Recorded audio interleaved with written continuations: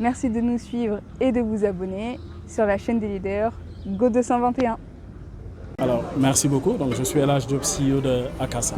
Alors, nous avons créé Akassa déjà pour répondre à un besoin, celui de la transformation digitale en Afrique.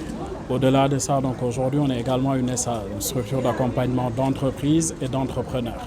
Et on finit par le volet communicationnel et événementiel. Donc, c'est ce qui nous a permis aujourd'hui de porter nos propres événements, à l'instar des Hackatalks que vous avez vécu aujourd'hui, mais également porter d'autres événements de nos partenaires et de nos clients.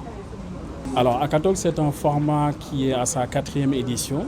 Donc, à chaque fois, on rencontre des défis, mais on arrive à les surmonter. Alors, en termes de défis, ça va s'inscrire dans la temporalité généralement d'impliquer le pouvoir public, l'État, dans sa réponse qu'il peut apporter, l'État, parce que finalement, c'est celui qui met le cadre incitatif, le cadre favorable dans lequel savent éclore les startups, les PME, les entreprises à taille intermédiaire, etc. Donc leur implication, leur cachet étatique, il est important sur ce type d'événements-là. On les mobilise de plus en plus, comme vous l'avez vu, il y a différents ministères qui ont été représentés, différentes directions, agences, etc. Donc ça, c'est vraiment le premier point. Le second point en termes de défi, ça va être vraiment ce défi de mobilisation qu'on est quelque part en train de résorber. Dans le sens où aujourd'hui, au-delà du format événementiel, on est sur un format magazine également qui vise à vulgariser, mais également à démocratiser les hackathons que nous faisons aujourd'hui en le rendant accessible évidemment en Wolof, en français, en anglais via ce magazine-là. Et demain, on espère dans d'autres langues vernaculaires vers les autres pays d'Afrique, Inch'Allah. Tout à fait, oui. Alors, il faut savoir que les Hackatalks, donc depuis la toute première édition, donc là on va à la 4e édition, avec une hors-série que nous avons faite à Montréal, les Hackatalks sont un dénominateur commun.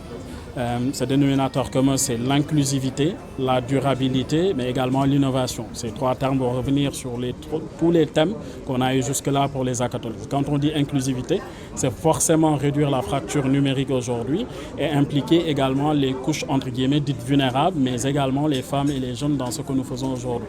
Donc, notamment en parlant des jeunes, on cherche vraiment sur ce format retour d'expérience, RETEX, à transmettre de par les parcours de personnalités, comme M. Ibrahim Noureddine Diagne, comme Nongodi dans les ICC, les industries créatives et culturelles, etc. Vraiment à leur faire aimer, prendre goût sur ces parcours-là, mais pouvoir apprendre de ces choses-là et puis savoir que les choses marchent en restant ici, au Sénégal et en Afrique. C'est ma 2e édition, je participe à la 2e édition de Hackatalks. Et selon moi, c'est toujours intéressant de rassembler, que ce soit des personnes de l'écosystème ou des personnes qui ne sont pas de l'écosystème, dans ce genre de cadre, pour permettre un peu d'échanger sur des sujets qui importent plusieurs personnes. Aujourd'hui, on parle d'écosystème et on a vu des interventions de qualité, notamment avec le doyen Chatidjan Seck et Noureddine de Gaïndé 2000, qui sont revenus sur des aspects plus ou moins intéressants sur l'écosystème. Donc je pense que par rapport à ces formats d'événements, c'est toujours aussi intéressant de pouvoir rassembler les gens autour de ces questions-là, en discuter, essayer de comprendre, de mieux saisir la quintessence. On parle aujourd'hui d'écosystème, de pouvoir maintenant voir comment toute une population, comment tous les citoyens peuvent se dire « Ok, moi je comprends c'est quoi un écosystème, je comprends comment l'écosystème, ces écosystèmes-là sont mis en place et aujourd'hui comment je peux faire pour baigner dans cet écosystème-là pour pouvoir tirer profit de ce que ces écosystèmes ou cet écosystème a à me proposer. » J'ai été assez surpris de voir ce type de format où on a des personnes extrêmement talentueuses qui viennent en face d'un public expliquer et partager leur expérience. Et ce genre de débat sur des choses très importantes comme l'écosystème, comment un écosystème peut être formé, en particulier un écosystème du numérique, comment il peut se construire pas à pas avec l'ensemble des éléments qu'il lui faut pour grandir et apporter de la richesse au pays. Je crois que c'est ça qui était très très intéressant, de voir cette synergie entre plusieurs intervenants, chacun avec une expérience différente, différenciée, mais avec le même objectif, c'est de faire en sorte que notre pays grandisse à travers ces écosystèmes. Monter des projets qui sont dans le numérique, mais aujourd'hui avec cet événement qu'a organisé Hackatalks, ça m'a permis de présenter un projet que notre label qui s'appelle Voix Sacrée, c'est un projet qu'on a monté avec une plateforme qui s'appelle Kajou.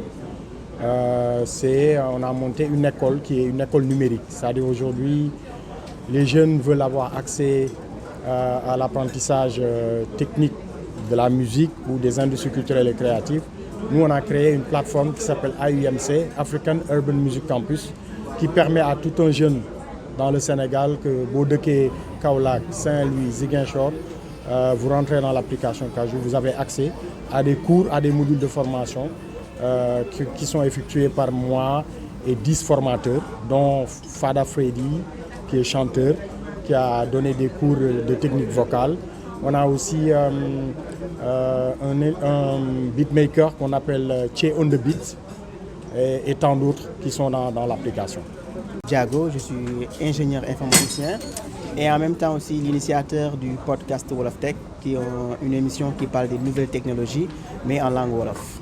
J'étais très content, surtout quand El Hadj m'a proposé ce format-là, c'est-à-dire de faire un podcast où on va parler Wolof. Parce que moi je pense aujourd'hui qu'il faut l'inclusivité, il faut inclure tout le monde dans tout ce qu'on est en train de faire. Parce qu'aujourd'hui, on est dans un pays où on est à plus de 40% d'analphabètes, c'est-à-dire des gens qui n'ont pas fait les bancs, qui ne comprennent pas ce que l'on dit souvent dans ce genre d'événements-là. Donc c'est important, je pense, à chaque fois qu'il y a ce genre d'événements, d'inclure ce format-là pour permettre aux personnes qui sont à l'intérieur du Sénégal. Alors, et on pense souvent que ce sont des personnes qui ne sont pas...